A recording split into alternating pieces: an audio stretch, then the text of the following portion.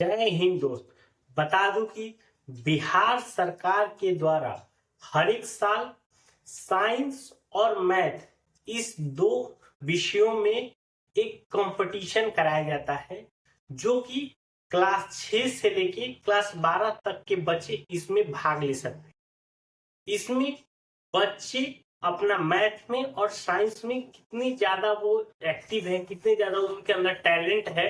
मतलब इसको एक कहा जाता है कि टैलेंट रिसर्च, कि आप मैथ में कितना ज्यादा टैलेंटेड है, साइंस में कितना ज्यादा टैलेंटेड है। इसको लेके एक बिहार सरकार एक क्विज कराती है, जिसके अंदर आपको पहले ऑनलाइन फॉर्म भरना होता है। फॉर्म भरने के बाद आपको एडमिट कार्ड आएगा। एडमिट कार्ड आने के बाद आपको एग्जाम देना होगा। एग्जाम जब आप दे लेंगे, जब आपको रिजल्ट आएगा, जो भी बच्चे फर्स्ट डिवीजन आते हैं, यानी कि पूरा ओवरऑल जिले में जो पहला स्थान जिसको मिलता है, उसके लिए कुछ इनाम दिए जाते हैं, जैसे लैपटॉप हो गया, कुछ पुरस्कार हो गया, कुछ सहायता राशि होती है, इस तरह से, जिसका मैं पूरा डिटेल्स भी बताऊंगा।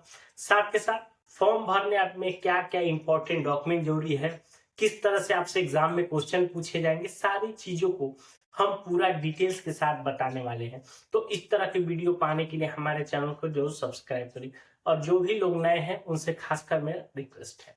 देखिए, इसके अंदर दो तरह के चलता है। पहला, श्रीनिवासन टैलेंट इन मैथ 2025, ठीक है। दूसरा है CV Raman talent in science 2026। यानी कि अगर ये एक कह सकते हैं, एक गणित दिवस हो गया, और एक हो गया आपका विज्ञान दिवस, ठीक है। तो इसी दो दिन को लेके बिहार के अंदर दो ये महान प्रोफेसर है, उनके नाम पे एक बिहार सरकार एक अपना कराती है, जिसके अंदर जो भाग लेने वाले बच्चे हैं, देखिए, वो पूरे बिहार के बच्चे ले सकते हैं, जो कि क्लास 6 से लेके 12वीं के का पढ़ाई करते हैं। इसके अंदर ये नहीं है कि आप आईसीआईसी बोर्ड है या सीबीएसई बोर्ड है, इससे मतलब नहीं है। बशर्ते ये मतलब होना चाहिए कि वो बच्चा बिहार का होना चाहिए। ये इंप्लीमेंट क्राइटेरिया है कि बिहार के बच्चे ही इसके अंदर भाग लेंगे, बाहर वाले बच्चे इसका भाग नहीं ले सकते। इसके लिए फॉर्म आपको ऑनलाइन भरना है, जो कि 18 नवंबर से शुरू हो चुका है, और 27 नवंबर तक आप इस फॉर्म को भर सकते हैं। अब देखिए, क्लास 6 करने का मतलब जो भी बच्चे जैसे गांव देहात में पढ़ते हैं, जो अपने आप में ठीक ठाक है मैथ में, साइंस में, उन सब बच्चों को खासकर इस पे अपना भाग लेना चाहिए, ताकि आप लोगों को और पता चले कि मैं किस पोजीशन पर हूँ। इस क्या देने का मतलब यही मेन चीजें हैं कि आप जब इस तरह की कंपटीशन देते हैं, तो आपको अपने बारे में पता चलता है। जैसे मान लीजिए आप अगर अपने स्कूल में होंगे, वहां पे आप टॉप कर रहे होंगे, लेकिन आपके अलावा और भी तो बच्चे हैं जो औरों के स्कूल में पढ़ते हैं, तो उसमें आपका क्या स्थान रहता है। इसके लिए इस तरह के एग्जाम्स को कंडक्ट करना और उसको देना ज्यादा बेहतर होता है। देखिए, फॉर्म भरने के लिए आपको कोई भी चार्ज नहीं देना हुआ है, 0 रुपए का चार्ज। जैसे ही आप फॉर्म खत्म होगा 27 नवंबर को, 28 नवंबर को इसका एडमिट कार्ड भी आ जाएगा, ठीक है। उसके बाद अब इसका एग्जाम बता दे, 29 नवंबर से लेके 1 दिसंबर तक, यानी 29, 30, 1, यानी कि 3 दिन ये आपका एग्जाम होगा। किसी का 29 को हो सकता है, किसी का 30 होगा, किसी को 1 को होगा, ठीक है। और ये होगा कहाँ? हर एक जिले के पॉलिटेक्निक कॉलेज, जैसे मान लीजिए अगर बात करें, जैसे रोहतास में है तो रोहतास में जो पॉलिटेक्निक कॉलेज है डिहरी में, वहां होगा। उसके अंदर अगर बात करें भोजपुर में, अगर वहां का जो पॉलिटेक्निक कॉलेज आरा में है वहां होगा। बक्सर का, जहाँ पे बक्सर में पॉलिटेक्निक कॉलेज है, वहां पर मतलब हर एक जिले के जहां पर भी उसका पॉलिटेक्निक कॉलेज है, वहां पे इस एग्जाम को कंडक्ट कराया जाएगा। ये एग्जाम आपके 4 शिफ्टों में होगा। देखिए, पहला शिफ्ट जो होगा वो 10 बजे से लेके 11 बजे तक होगा। दूसरा शिफ्ट 12 बजे से लेके 1 बजे तक होगा। तीसरा शिफ्ट 2 बजे से लेके 3 बजे तक होगा। और चौथा शिफ्ट आपका 4 बजे से लेके 5 बजे तक होगा। यानी कि यही जब तीनों दिन होगा तो इन्हीं 4 शिफ्टों में होगा।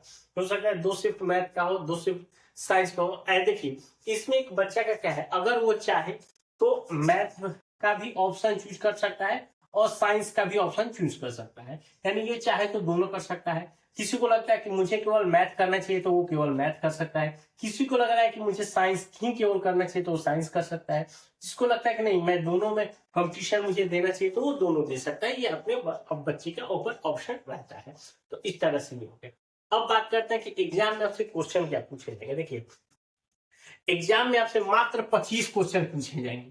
1 घंटा आपका समय रहेगा, यहाँ पे देखिए गया। और कि हर एक क्वेश्चन आपका 4 मार्क्स का रहेगा, यानी कि आपके 100 क्वेश्चन हो गए, यानी कि 100 मार्क्स के आपके पूरे क्वेश्चन हो गए। लेकिन इसमें क्या है कि अगर आप एक क्वेश्चन, मान लीजिएगा मैं एग्जांपल के तौर पर बता दूं, अगर आप एक क्वेश्चन सही करते हैं तो आपको क्या हो गया, 4 मार्क्स मिल गए।